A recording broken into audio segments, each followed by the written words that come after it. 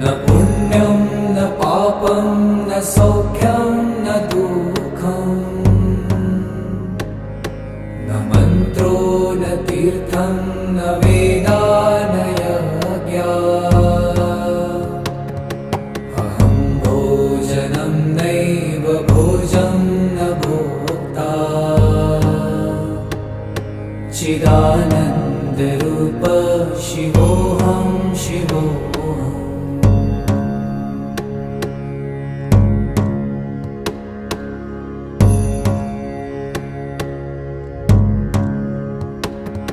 न मृत्युर्न शङ्का न मे जातिभेद